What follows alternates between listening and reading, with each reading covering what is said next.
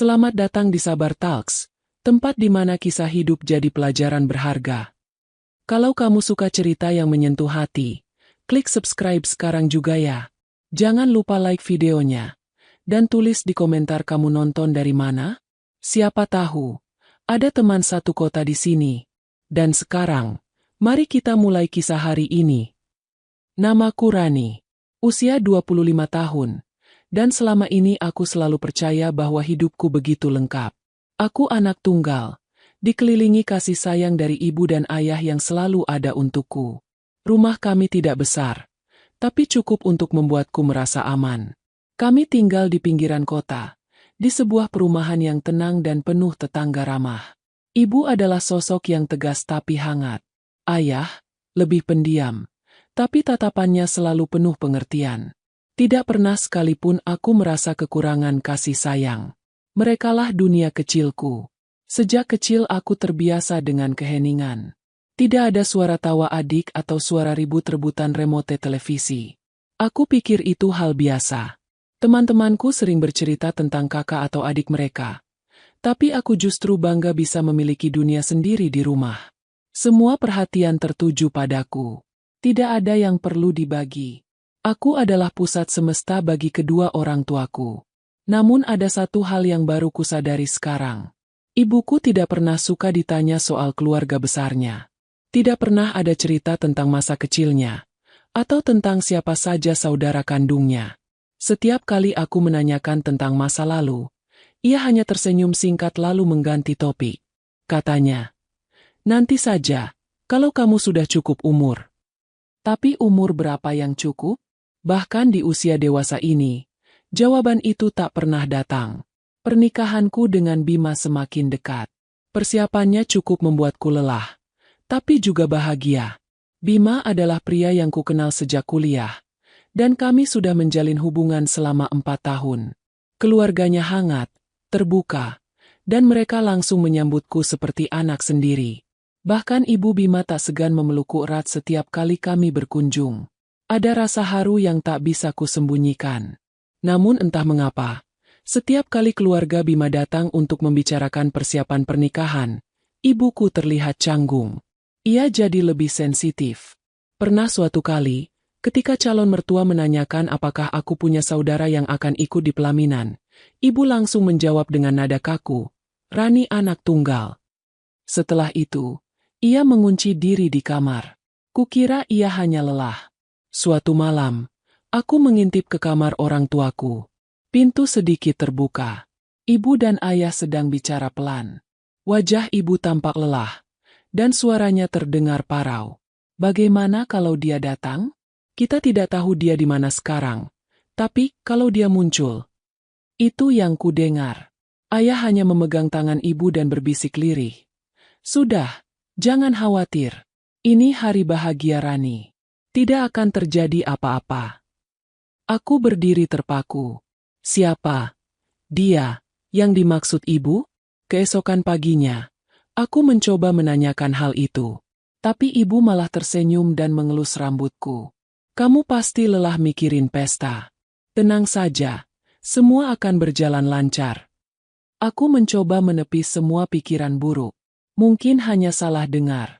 Mungkin hanya kekhawatiran berlebihan dari seorang ibu. Tapi ada sesuatu dalam tatapan mereka yang tidak bisa kuterjemahkan. Seperti rahasia yang ditutup rapat. Seperti sesuatu dari masa lalu yang mereka takutkan akan muncul. Hari-hari menjelang pernikahan berjalan cepat. Gaun putihku sudah digantung rapi di lemari. Aku mencoba melupakan percakapan malam itu. Memusatkan pikiranku pada hari bahagia yang tinggal menghitung jam. Namun firasat aneh tetap menghantui. Malam sebelum hari pernikahan, aku tidak bisa tidur. Aku duduk di pinggir tempat tidur, melihat keluar jendela. Di kejauhan, lampu-lampu kota berkelap-kelip seperti bintang jatuh yang tak kunjung menyentuh tanah. Hening, tapi pikiranku ribut. Ada rasa yang belum bisa kutafsirkan. Seperti sedang menunggu sesuatu. Tapi entah apa. Ibu mengetuk pintu kamarku. Ia masuk tanpa bicara banyak. Hanya duduk di sampingku lalu menggenggam tanganku. Genggamannya hangat, tapi jari-jarinya gemetar. Lama kami diam. Lalu ia berkata, apapun yang terjadi besok, kamu harus tetap kuat. Fokus saja pada Bima. Ya. Aku menoleh, menatap matanya. Maksud ibu apa? Ia hanya menggeleng pelan. Tidak apa-apa, sayang. Ibu hanya terlalu banyak pikiran. Kupeluk ibu malam itu. Dalam hati, aku ingin percaya bahwa semua akan baik-baik saja. Tapi aku tidak tahu bahwa keesokan harinya, hidupku tidak akan pernah sama lagi. Pagi itu matahari bersinar hangat, seperti ikut merayakan hari bahagiaku. Rumah sudah dipenuhi suara riuh para perias, sahabat-sahabatku, dan para tetangga yang membantu menyiapkan prosesi akad nikah. Wajahku dipoles, gaun putihku terpasang sempurna, dan segala detil telah disusun dengan rapi. Tapi jantungku berdetak tak beraturan. Bukan karena gugup akan menjadi seorang istri, melainkan karena bayangan malam tadi masih menggantung di benakku. Ucapan ibu yang menggantung, genggaman tangannya yang gemetar, dan percakapan samar dengan ayah tentang seseorang, semua itu membuat dadaku terasa sesak. Tapi aku tetap tersenyum, karena inilah hari yang sudah kuimpikan sejak kecil. Prosesi akad berlangsung hikmat. Suara Bima saat mengucapkan ijab kabul terdengar mantap, dan tepuk tangan serta air mata mengiringi janji kami. Saat itu, aku merasa seluruh kegelisahan semalam seolah menguap begitu saja. Aku menatap Bima yang kini resmi menjadi suamiku. Matanya menenangkan, seperti laut tanpa gelombang. Kami berfoto, menyapa para tamu, dan suasana berubah menjadi meriah saat resepsi dimulai. Musik lembut mengalun, makanan tersaji, dan para tamu mulai berdatangan dalam jumlah lebih banyak. Bunga-bunga putih dan pastel menghiasi ruangan. Semua sempurna. Sampai seseorang masuk. Ia mengenakan gaun sederhana warna abu-abu. Bukan undangan resmi. Tidak berdandan seperti tamu pesta. Tapi langkahnya mantap. Matanya menyapu sekeliling ruangan sampai berhenti padaku. Aku sedang berdiri di pelaminan, tersenyum pada tamu, ketika pandanganku bertemu dengan perempuan itu. Sejenak aku bingung. Wajahnya tak asing, tapi aku yakin aku tak pernah mengenalnya. Lalu, dia mulai melangkah maju, tanpa ragu, melewati tamu-tamu lain yang menoleh padanya. Beberapa detik kemudian, dia sudah berdiri tepat di depan pelaminan. Suara musik perlahan meredup, seperti merasakan atmosfer aneh yang mendadak menyelimuti ruangan. Semua mata kini tertuju padanya. Begitu pula ibuku, yang sebelumnya tersenyum di kursi kehormatan, kini tampak seperti baru melihat hantu dari masa lalu. Perempuan itu menatapku. Matanya berkaca-kaca. Akhirnya kita bertemu lagi, adikku. Ucapnya lirih namun terdengar jelas di tengah keheningan itu. Tangan Bima langsung menggenggam tanganku erat. Aku tertegun. Seluruh tubuhku kaku. Otakku memproses kalimat itu dengan lambat. Adik, siapa perempuan ini? Tamu-tamu mulai berbisik. Beberapa berdiri dari kursinya. Ibuku tampak seperti kehilangan kendali atas tubuhnya. Nyaris menjatuhkan gelas yang dipegang. Ayah berdiri kaku. Sementara aku hanya bisa menatap perempuan itu dengan campuran bingung, takut, dan entah kenapa, ada rasa perih yang menyelinap diam-diam. Ibuku tiba-tiba berdiri dan berteriak. Keluar! Kamu tidak seharusnya ada di sini. Semua orang tercengang. Perempuan itu tidak bergeming. Suaranya tetap lembut, tapi tegas. Aku hanya ingin kebenaran.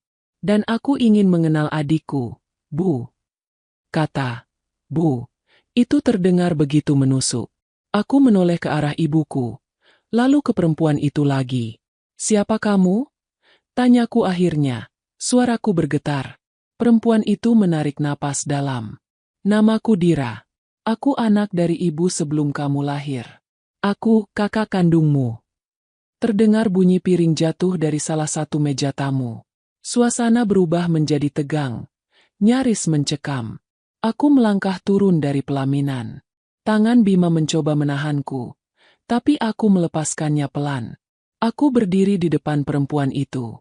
Dekat, cukup dekat untuk melihat air mata di ujung matanya yang tak jatuh. Matanya mirip mataku. Aku tidak punya kakak, ucapku lirih. Aku anak tunggal. Dira mengangguk pelan. Itu yang selalu kamu yakini. Sama seperti aku dulu, saat aku berpikir aku sendirian di dunia ini. Aku menoleh pada ibu. Bu, siapa dia? Ibu menggigit bibirnya. Air matanya tumpah, tapi bukan karena haru. Wajahnya panik, ketakutan. Ia tidak menjawab. Ayah maju, berdiri di antara kami. Sudah, ini bukan tempatnya bicara. Kita bicara di dalam. Dira memandangku. Aku tidak datang untuk merusak pernikahanmu, Rani. Aku hanya ingin tahu. Dan aku ingin kamu tahu bahwa aku ada. Perlahan, ia membalikkan badan dan pergi. Tanpa menoleh lagi. Tanpa suara. Tapi langkahnya menggoreskan luka yang dalam. Aku berdiri mematung. Dunia yang tadinya sempurna kini bergetar. Seolah semua yang ku kenal perlahan runtuh. Pesta berakhir lebih cepat dari yang direncanakan. Para tamu mulai membubarkan diri, dengan raut wajah penuh tanya dan bisik-bisik yang tidak bisa dihentikan.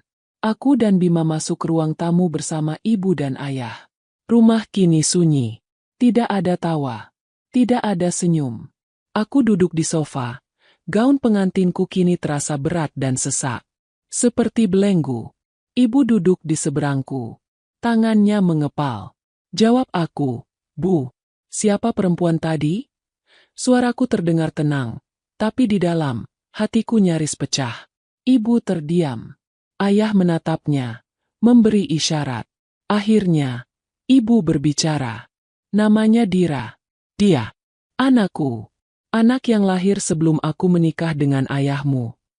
Jantungku berhenti berdetak sesaat. Ibu hamil saat masih kuliah. Laki-laki itu meninggalkan ibu.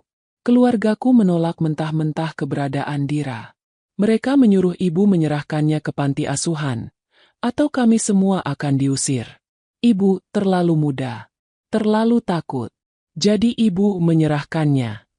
Suasana di ruangan itu menjadi hening seperti kuburan. Aku tidak bisa berkata-kata. Mulutku kering. Ayahmu tahu soal ini sejak awal. Lanjut ibu, menatap ayah. Dia menerimaku dengan semua masa laluku. Tapi kami sepakat untuk tidak pernah membicarakan Dira. Kami pikir dia tidak akan pernah muncul. Aku menatap ayah, berharap ada penyangkalan. Tapi dia hanya menunduk, menyesal. Kenapa kalian tidak pernah cerita? Suaraku serak. Kenapa kalian bohongi aku seumur hidupku? Ibu takut kehilangan kamu. Takut kamu membenci ibu. Tangisku pecah. Aku tidak tahu apakah aku lebih marah atau lebih sakit. Aku hanya merasa dikhianati. Bima menggenggam tanganku. Mencoba menjadi jangkar dalam badai. Tapi aku merasa seperti ditarik arus yang tidak bisa kulawan. Dia kakakku. Tanyaku lirih. Kakak kandungku. Ibu mengangguk. Perlahan. Aku berdiri. Aku harus sendiri. Aku berjalan ke kamarku. Membiarkan gaun panjangku terseret lantai. Dalam cermin, aku melihat diriku sendiri. Rani yang selama ini kupikir ku kenal. Dan aku bertanya dalam hati, siapa aku sebenarnya? Gaun putih itu kini tak lagi tampak seperti simbol kebahagiaan. Di mataku, ia hanyalah pakaian orang asing. Hari yang seharusnya jadi hari perayaan, berubah menjadi panggung terbuka untuk luka yang disembunyikan terlalu lama. Aku mengunci diri di kamar, mematikan ponsel, dan membiarkan tirai menutup cahaya. Tak ingin melihat siapapun. Bahkan bayanganku sendiri pun terasa seperti pengkhianat. Di luar, aku mendengar suara Bima. Ia mengetuk pelan, memanggilku, mencoba menenangkanku. Tapi aku tak sanggup membuka pintu. Bahkan suaranya yang biasanya meneduhkan kini hanya mempertegas kekacauan yang menggelora dalam diriku. Aku tak ingin berbicara, bukan karena marah padanya, tapi karena aku sendiri tak tahu harus memulai dari mana. Hari berganti malam. Dan malam berubah jadi dini hari. Aku duduk bersandar di pojok kamar, masih mengenakan gaun pengantin yang kini penuh kerutan. Kantong mataku bengkak karena tangis yang tak berhenti. Tapi akhirnya aku membuka pintu, pelan, seperti seseorang yang berjalan dalam mimpi buruk dan tak tahu jalan keluar. Bima masih di luar, duduk bersandar di dinding. Matanya langsung memandangku saat pintu bergeser. Aku ada di sini, katanya pelan. Aku hanya menunduk. Aku nggak tahu harus gimana. Ia berdiri, memelukku pelan. Kamu nggak sendiri. Tapi kamu juga nggak harus buru-buru ngerti semuanya. Malam itu, kami tidak banyak bicara. Tapi kehadiran Bima cukup untuk membuatku bisa tertidur sebentar. Dan saat pagi menjelang, aku tahu aku harus menuntaskan ini. Aku harus tahu segalanya. Pagi itu, aku duduk di ruang makan, masih dengan wajah letih. Ibu menyiapkan teh, dan ayah duduk di seberangku. Tidak ada yang bicara selama beberapa menit. Hanya suara sendok yang beradu dengan cangkir, dan detak jam dinding yang terdengar makin nyaring dalam keheningan itu. Akhirnya aku berkata, "Ibu pernah menemuinya lagi?" Setelah menyerahkannya, ibu terdiam. Ayah yang menjawab lebih dulu, "Tidak, kami tak tahu di mana dia. Panti asuhan tempat dia dititipkan tutup saat kamu baru lahir. Kami sempat coba mencari, tapi mungkin tidak cukup keras." Ibu menggenggam cangkirnya erat. "Ibu takut, Rani. Takut kamu kecewa. Takut kamu meninggalkan ibu kalau tahu ibu pernah membuang anaknya sendiri." "Bukan pernah," kataku. Suaraku dingin. Ibu benar-benar membuangnya. Dia tumbuh besar sendiri, tanpa keluarga. Sementara aku dapat semuanya. Ibu menunduk. Air matanya jatuh ke meja. Tapi aku terlalu sakit untuk merasa kasihan. Ayah menatapku. Dia muncul waktu yang tidak tepat. Tapi dia berhak. Rani. Dia berhak tahu. Aku berdiri. Aku mau ketemu dia. Ibu menoleh cepat. Untuk apa? Aku butuh bicara dengannya. Aku yang harus dengar ceritanya. Bukan dari kalian. Bima yang sedari tadi duduk diam, kini berdiri. Aku bisa bantu cari. Dan seperti itu, rencana dibuat. Bima meminta nomor salah satu tamu yang sempat merekam kejadian kemarin. Dari sana, kami dapat foto Dira saat di pelaminan. Tak butuh waktu lama sampai salah satu tamu mengatakan bahwa Dira sempat bicara dengan panitia catering, meninggalkan nomor ponsel darurat untuk mengabari jika ada barang tertinggal. Dan kami menghubunginya. Kami bertemu di sebuah kafe kecil di pusat kota. Tempatnya sepi, hanya ada beberapa pelanggan. Dira datang lebih dulu. Ia duduk di pojok ruangan, mengenakan blus putih polos dan celana hitam. Wajahnya tak memakai riasan, tapi tetap terlihat kuat. Wajah yang bisa mengandung ribuan cerita, dan tetap berdiri tegak. Saat aku masuk, jantungku berdegup lebih kencang dari sebelumnya. Aku menarik napas dalam, lalu berjalan menghampirinya. "Kamu datang," katanya pelan, seperti tak percaya. Aku duduk di depannya. "Aku butuh tahu semuanya. Dari kamu." Ia menatapku. "Baik. Tapi mungkin kamu akan membenciku setelah ini. Sudah terlalu banyak yang membuatku bingung dan marah. Aku siap dengar semuanya." Dira menatap keluar jendela sebentar, lalu mulai bercerita. "Aku lahir saat ibu masih kuliah. Ia belum menikah, dan lelaki yang menghamilinya menghilang. Keluarganya tak mau bertanggung jawab. Nenek dan kakek kita, dari pihak ibu, adalah orang yang keras. Mereka mengancam akan membuang ibu jika tidak menyerahkanku. Jadi kamu dibawa ke panti?" Ia mengangguk. "1 hari setelah aku lahir. Tanpa nama. Mereka tak mau aku menyandang nama keluarga." Aku menelan ludah. Dada terasa sesak. Aku tumbuh di panti asuhan sampai umur 8. Lalu diadopsi pasangan dari luar kota. Tapi mereka hanya butuh anak untuk meramaikan rumah. Mereka tidak pernah benar-benar menyayangiku. Aku dibesarkan dalam diam. Dan ketika mereka meninggal dalam kecelakaan waktu aku SMA, aku kembali sendiri. Aku mendengarkan. Mulutku kering. Lalu aku temukan dokumen lama yang menyebut nama asliku. Nama ibu. Nama tempat aku dilahirkan. Dari sana aku mulai mencari. Bertahun-tahun aku telusuri satu demi satu petunjuk. Sampai aku menemukan undangan pernikahanmu yang beredar di media sosial. Namamu, wajahmu, terlalu mirip dengan yang kulihat di cermin setiap hari. Air mata mengalir di pipinya. Aku datang bukan untuk menghancurkan, tapi untuk diakui. Untuk tahu bahwa aku bukan hantu yang dibuang dunia. Aku tak bisa menahan tangis lagi. Aku memeluknya. Dan di pelukan itu, aku rasakan sesuatu yang asing namun akrab. Seperti bagian diriku yang selama ini tak pernah kubayangkan ada. Tapi kini kembali. Aku nggak tahu harus mulai dari mana, kataku pelan. Tapi kalau kamu bersedia, aku ingin mengenalmu. Dira mengangguk. Perlahan. Aku juga. Sepulang dari pertemuan itu, aku duduk berdua dengan Bima di balkon apartemen kami. Angin malam mengusap rambutku. Dia kuat sekali, kataku. Iya, jawab Bima. Dan kamu juga. Aku menatap langit. Tidak ada bintang. Tapi entah kenapa, hatiku terasa lebih ringan dari sebelumnya. Aku masih marah pada ibu, masih kecewa. Tapi di tengah luka itu, ada harapan. Bahwa kebenaran, sesakit apapun, tetap lebih baik daripada kebohongan. Dan kini, aku tahu hidupku baru saja berubah. Selamanya. Hubungan darah bukan sesuatu yang bisa dihapus. Dan walau terlambat, jalinan itu mulai memperlihatkan wujudnya dalam bentuk paling getir. Aku mengira setelah bertemu Dira dan mendengar kisahnya, semua akan lebih mudah. Tapi kenyataannya, luka yang lama dikubur tidak bisa sembuh dalam satu pelukan.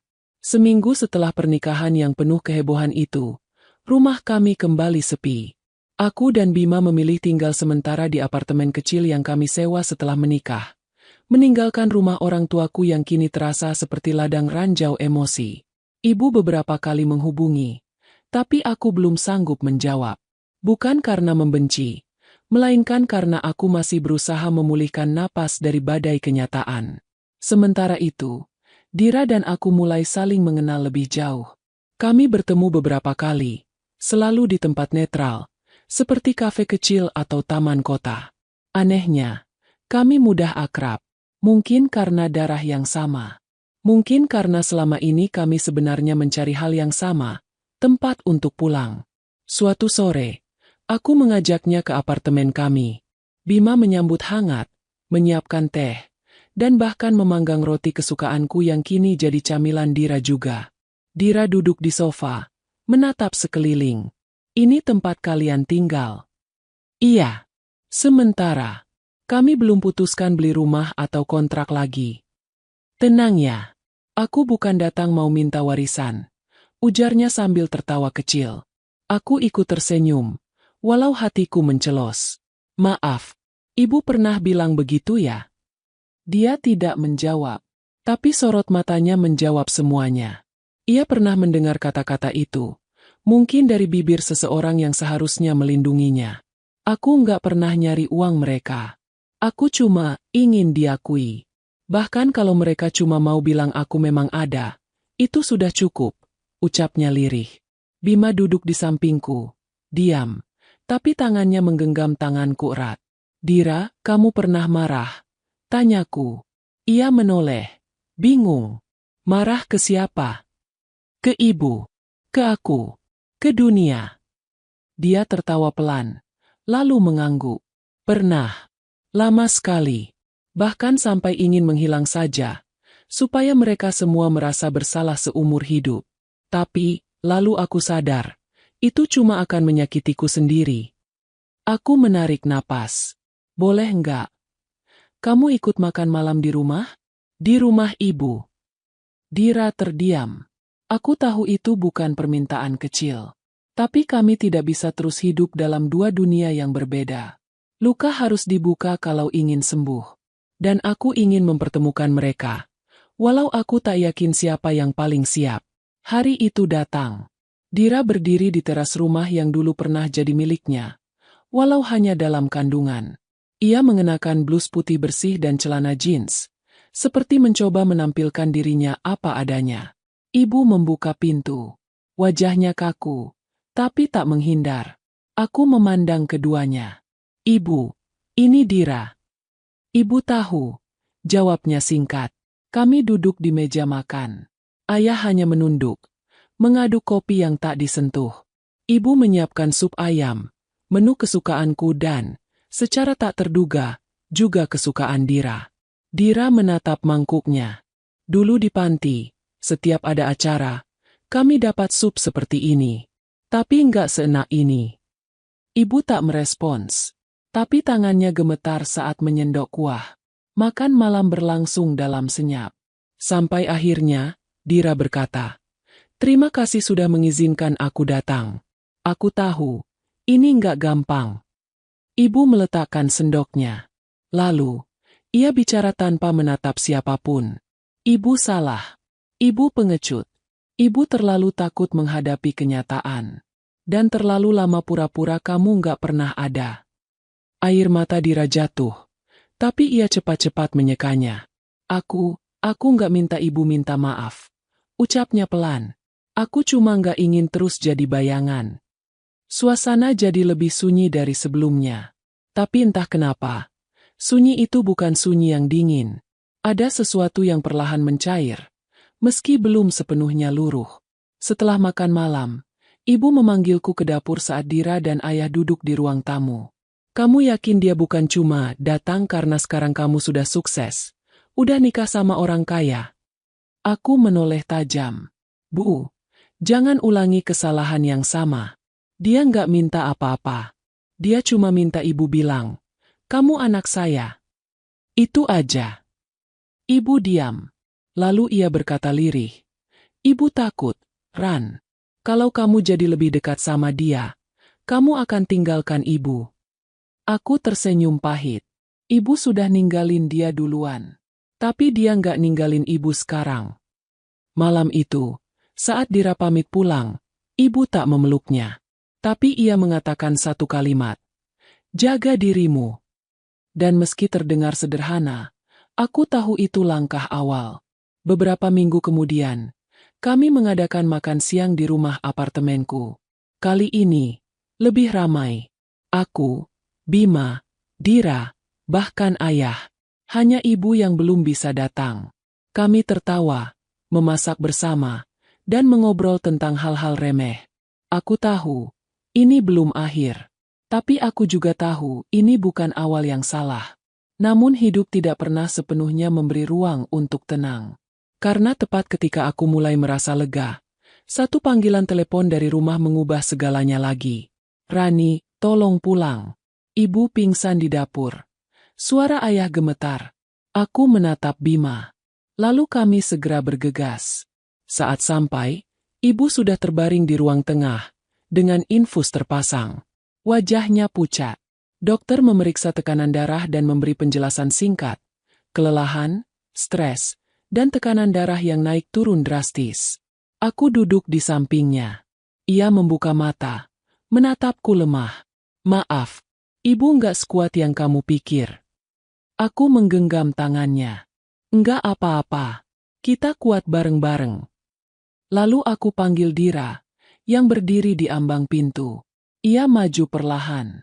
Dan untuk pertama kalinya, ibu meraih tangannya. Tak ada kata. Tapi dalam genggaman itu, aku tahu luka yang lama tersembunyi itu, kini perlahan menemukan jalannya untuk sembuh.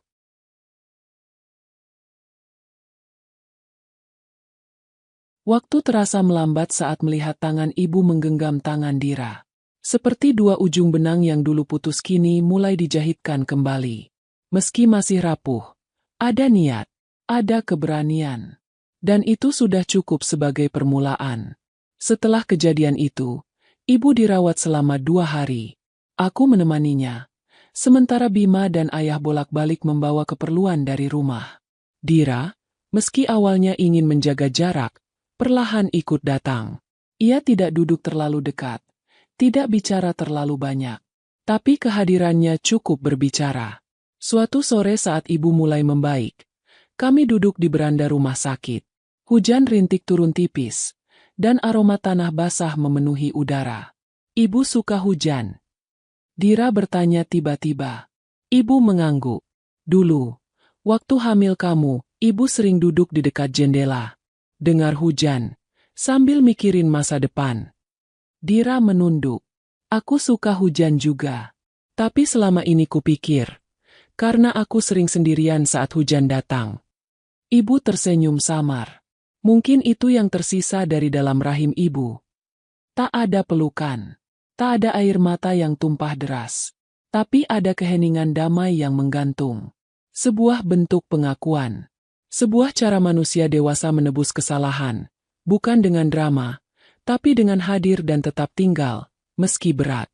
Beberapa minggu kemudian, aku mengadakan makan malam kecil di apartemen kami. Kali ini, bukan hanya keluarga yang datang, tapi juga beberapa teman dekatku dan Bima. Mereka yang dulu bertanya-tanya tentang kejadian di hari pernikahanku, tentang siapa perempuan misterius itu, akan mendapatkan jawabannya malam ini. Dira berdiri di sampingku, mengenakan dress hijau tua sederhana, rambutnya digelung rapi. Ia tampak tenang, tapi aku tahu hatinya penuh debar. Aku menggenggam tangannya, lalu melangkah ke tengah ruangan. Terima kasih sudah datang malam ini. Aku membuka suara. Aku tahu, hari pernikahanku banyak dari kalian yang terkejut. Bahkan mungkin masih bertanya-tanya. Beberapa tamu tertawa kecil. Beberapa hanya menatap penuh rasa ingin tahu. Aku ingin memperkenalkan seseorang. Namanya Dira. Dia, kakakku. Kakak kandungku. Suara berbisik-bisik terdengar. Beberapa orang saling menatap. Terkejut tapi tak ada yang berkomentar sinis. Aku baru tahu kebenaran itu di hari aku menikah. Dan itu menjadi hari paling bahagia, sekaligus paling menyakitkan dalam hidupku. Tapi kalau waktu bisa diulang, aku tetap ingin hari itu terjadi. Karena kalau tidak, aku mungkin takkan pernah tahu bahwa aku punya seseorang yang selama ini hilang dari hidupku. Aku menoleh ke Dira. Dan malam ini, aku ingin semua orang mengenalnya. Bukan sebagai tamu tak diundang, tapi sebagai bagian dari hidupku. Bagian dari keluargaku. Tepuk tangan pecah. Dira menahan air mata, lalu tersenyum lebar. Wajahnya bersinar dengan damai yang selama ini tak pernah sempat ia miliki. Namun seperti biasa, hidup tidak pernah sepenuhnya tenang. Saat semua tampak membaik, sebuah surat datang. Surat yang tidak kusangka akan membuka bab lain yang lebih mengejutkan. Aku sedang merapikan laci lemari warisan almarhum nenek ketika menemukan amplop lusuh, diselipkan di balik bingkai foto keluarga. Tertulis dengan tulisan tangan, "Untuk Rani, jika suatu hari kamu menemukan ini." Tanganku bergetar saat membukanya. Surat itu dari nenekku, ibu dari ibuku. Isinya singkat, tapi seperti petir. "Rani sayang, jika kamu membaca ini, mungkin ibu atau ayahmu sudah mengaku. Tapi ada satu hal yang belum kamu tahu. Dira tidak hanya kakak kandungmu. Dia juga anak dari ayah kandungmu. Bukan pria yang selama ini kamu panggil ayah, melainkan pria yang sama yang meninggalkan ibumu. Kamu dan Dira adalah anak dari lelaki yang sama. Maafkan kami semua yang memilih diam." "Nenek." Aku terdiam. Dunia berputar. Napasku tercekat. "Ayah bukan ayah kandungku?" Aku langsung menghubungi ibu. Suaraku gemetar. Nadaku menuntut. "Ibu bohong lagi." Ibu terdiam lama di ujung telepon. Lalu berkata pelan, "Iya, tapi ayahmu yang sekarang dia lebih dari sekadar suami ibu. Dia ayahmu dalam semua hal kecuali darah. Dan kamu tahu itu. Kenapa kalian pikir aku nggak berhak tahu? Karena kamu terlalu kecil. Dan ketika kamu tumbuh, kami takut mengacaukan hidupmu.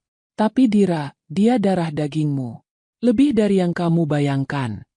Aku mematikan telepon dan terduduk di lantai. Dadaku sesak. Tapi anehnya, kali ini, bukan karena marah. Melainkan karena aku sadar, meski kebenaran ini menghancurkan bayangan sempurna masa kecilku, aku lebih siap menerimanya dibanding sebelumnya. Aku menemui Dira di taman tempat kami pertama kali duduk berdua setelah pernikahanku. Kali ini aku tak membawa amarah. Hanya surat itu. Jadi, kita bukan cuma saudara dari ibu, tapi juga dari ayah kandung. Ucapku setelah memberinya surat itu. Dira membaca dengan tenang. lalu berkata, "Aku pernah curiga, tapi tak pernah berani berharap. Aku pikir, aku cuma bagian dari masa lalu ibu. Ternyata kita juga bagian dari satu darah yang lain." Aku memeluknya. "Kita lebih dari yang kita kira." Ia tertawa sambil menangis. "Kita bukan dua orang yang terpisah lagi. Kita satu. Sejak dulu." Dan kali ini, aku tidak lagi bertanya siapa diriku sebenarnya. Karena jawabannya sudah jelas. Aku adalah Rani. Putri dari dua manusia yang pernah jatuh, pernah salah, tapi tetap berusaha. Dan adik dari seorang perempuan tangguh bernama Dira, kakakku, belahan jiwaku yang selama ini hilang. Dan hari itu, di taman yang sederhana, dua saudara perempuan duduk bersebelahan. Tak lagi sebagai asing, tak lagi sebagai misteri, tapi sebagai keluarga.